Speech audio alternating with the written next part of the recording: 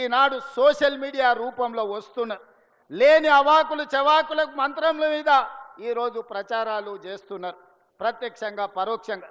ఈనాడు టెండర్ల గురించి కొన్ని పత్రికలు రాస్తున్నాయి. సింగరేణిలో కొంత కుంభకోణం జరిగింది, బొగ్గంతా మాయమైందని. నేను ఆ పత్రికలకు, ఆ టీవీలకు, ఆ సోషల్ మీడియా వాళ్లకు, ఆ రాజకీయ పార్టీ నాయకులకు నేను చెప్పదలుచుకున్నా, ఈ ప్రభుత్వంలో అవకతవకలకు తావు లేదు.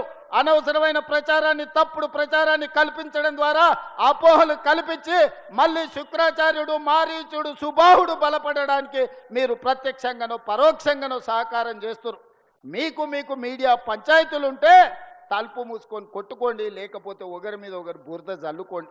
అందులో మమ్మల్ని లాగి ఆంబోతులు కొట్లాడితేనంట లేగదూడల కాళ్ళు ఇరిగినాయంట.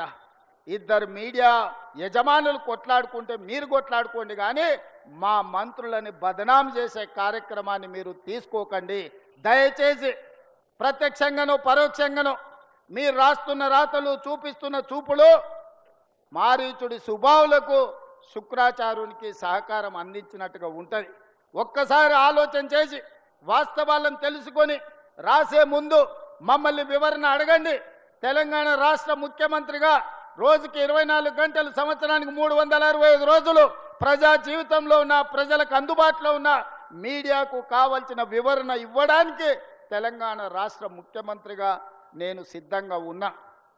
ఏదైనా వార్త ఏ టీవీలో వచ్చినా, ఏ పేపర్లు వచ్చినా, ఏ సోషల్ మీడియాలో వచ్చినా నా ఎమ్మెల్యేల మీద, నా ఎమ్మెల్సీల మీద, ఎంపీల మీద, మంత్రుల మీద ఎవరి మీద ఆరోపణ వచ్చినా వాళ్ళందరికీ నాయకుడిగా, కుటుంబ పెద్దగా అది నా గౌరవానికి భంగం కలిగిస్తుంది, నా నాయకత్వం పట్ల అపోహలను కలిగిస్తుంది. ఇలాంటి విషయాలలో ఎలాంటి కాంప్రమైజు లేదు. మా మంత్రుల మీద ఏదొచ్చినా రాసే ముందు నన్ను వివరణ అడగండి. ఈ ప్రభుత్వాన్ని అందరినీ సమన్వయం చేసుకొని, అందరి సహకారం తీసుకొని, అనుభవజ్ఞులైన తుమ్మల లాంటి వాళ్ళ అనుభవాన్ని తీసుకొని ఈరోజు ఈ ప్రభుత్వాన్ని నడుపుతున్నాం. 24 గంటలు పని చెయ్యాలి అంటే, సమ్మక్క సారలమ్మ గుడిని 100 రోజుల్లో పూర్తి చెయ్యాలి అని అంటే ఆ బాధ్యతను మీ అభిమాన నాయకుడు పొంగులేటి శ్రీనివాసరెడ్డి గారికి బాధ్యత ఇచ్చి 100 రోజుల్లో అమ్మవారి మందిరాన్ని నిర్మించాలి అని 24 గంటలు వారిని అక్కడనే పెట్టిన. ఢిల్లీలో ఏ అవసరం ఉన్నా, ఏ ఆర్థిక మంత్రితో మన రాష్ట్రానికి రావాల్సిన నిధులు కావాలన్నా, ఇతర శాఖల అనుమతులు కావాలన్నా బట్టి విక్రమార్క గారిని కాలుకు బలపం కట్టి ఢిల్లీలో గల్లి గల్లి తిప్పి ప్రతి మంత్రి దగ్గరికి పంపించి రాష్ట్రానికి రావాల్సిన అనుమతులు, నిధులను రాబట్టుకునే ప్రయత్నం చేస్తున్నా. ఇది ఉమ్మడిగా మా ప్రభుత్వం నడిపిస్తున్న విధానం. గతంలో ఉన్న ముఖ్యమంత్రులు ఏకపాత్రాభినయం చేసేది. దుర్యోధనుడు వాళ్ళే, దుశ్శాసనులు వాళ్ళే, సుయోధనులు వాళ్ళే, ఇట్లా ప్రతి పాత్ర ఒక్కడే ఏకపాత్రాభినయం చేస్తాడు. మా దగ్గర అట్లా కాదు. అందరం సమన్వయం చేసుకొని ఎవరు బాధ్యతలు వాళ్ళు, ఎవరికి ఉన్న అనుభవాన్ని ఇంకొకరితో పంచుకొని సమన్వయంతో ఈ ప్రభుత్వాన్ని నడుపుతున్నాం. 2 సంవత్సరాలల్లా ఎలాంటి అవకతవకలకు కానీ, ఎలాంటి తప్పులకు కానీ అవకాశం ఇవ్వలేదు. ఈనాడు కూడా సింగరేణిలో జరుగుతున్న కోల్ మైనింగ్ టెండర్ విషయంలో ప్రభుత్వం స్పష్టంగా, నికార్సుగా నిజమైన అనుభవం ఉన్న వాళ్ళకే ఇస్తుంది తప్ప అనా పైసా అవినీతికి అవకాశం ఇవ్వము.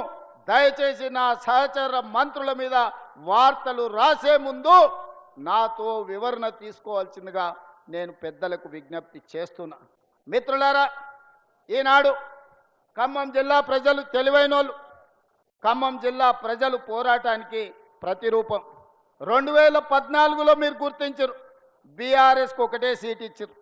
2018లో గుర్తించారు, బీఆర్ఎస్కి ఒకటే సీట్ ఇచ్చారు.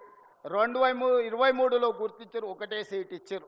మొన్న జరిగిన సర్పంచ్ ఎన్నికల్లో 1130 గ్రామ పంచాయతీలు ఉంటే 791 గ్రామ పంచాయతీలను గెలిపించి 71% కాంగ్రెస్ పార్టీకి అండగా నిలబడి కాంగ్రెస్ పార్టీకి ఖమ్మం జిల్లా కంచుకోటని నిరూపించిన ఖమ్మం జిల్లా కాంగ్రెస్ పార్టీ కార్యకర్తలకు నేను మనస్ఫూర్తిగా అభినందనలు తెలియజేస్తూ, రాబోయే మున్సిపల్ ఎన్నికల్లో కూడా మీ చెమటను, మీ రక్తాన్ని చెమటగా మార్చి కాంగ్రెస్ పార్టీ జెండాను ఎగరేయాలి.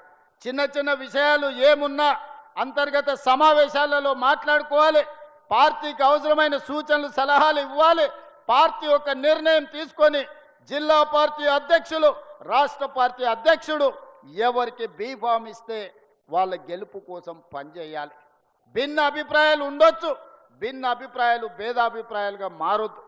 కొన్నిసార్లు అవకాశం ఆలస్యంగా వస్తుంది, కొన్నిసార్లు అనుకోకుండా అదృష్టం కలిసి వస్తే కొన్నిసార్లు తొందరగా కూడా వస్తుంది. నాకు అదృష్టం కలిసి వచ్చింది. నాకంటే పెద్ద పెద్ద వాళ్ళ అనుభవం ఉన్న వాళ్ళు ఇక్కడ ఉన్నారు. కానీ ఏ మంత్రి పదవి చేపట్టకుండానే 17 సంవత్సరాలు రాజకీయ జీవితంలో 18వ సంవత్సరంలోకి అడుగుపెట్టే సమయానికే తెలంగాణ రాష్ట్రానికి ముఖ్యమంత్రి బాధ్యత. కష్టంను నమ్ముకొని క్రమశిక్షణతో పార్టీకి పనిచేస్తే పార్టీ ఇవాళ తెలంగాణ రాష్ట్ర ముఖ్యమంత్రిగా శ్రీమతి సోనియా గాంధీ, రాహుల్ గాంధీ, మల్లికార్జున్ ఖర్గే గారు అవకాశం ఇచ్చిండ్రు. నాకంటే అనుభవం ఉన్న వాళ్ళు ఉన్నా పార్టీ నిర్ణయం తీసుకున్నది కాబట్టి వాళ్ళందరూ సంపూర్ణంగా సహకరించి నాకు మంత్రిగా అనుభవం లేకపోయినా ప్రభుత్వం నడపడంలో సంపూర్ణమైన సహకారాన్ని అందించి ఈరోజు దిగ్విజయంగా 2 సంవత్సరాల పరిపాలనను పూర్తి చేసుకున్నాం. అందుకే మిత్రులారా, క్రియాశీలక కార్యకర్తలకు, కాంగ్రెస్ నాయకులకు నాకు విజ్ఞప్తి ఒకటే. రేపు జరగబోయే మున్సిపల్ ఎన్నికలలో ఖమ్మం జిల్లా 100% కాంగ్రెస్ పార్టీ జెండా ఎగరాలి, బీఆర్ఎస్ను బొందబెట్టాలి. బీజేపీ అయితే ఆనమాలు కూడా ఖమ్మం జిల్లాలో లేవు. ఎక్కడ కూడా ఏకలింగం తోకలింగం కూడా బీజేపీ వాళ్ళు ఖమ్మంలోకి మీరు రానియలే. మీరు తెలివి కల్లోలు. అందుకే బీజేపీని రాజ్యాంగానికి ప్రమాదం పొంచి ఉందని మొదటి నుంచి ఖమ్మం జిల్లాలో బీజేపీని నిషేధించిండ్రు. ఆ నిషేధ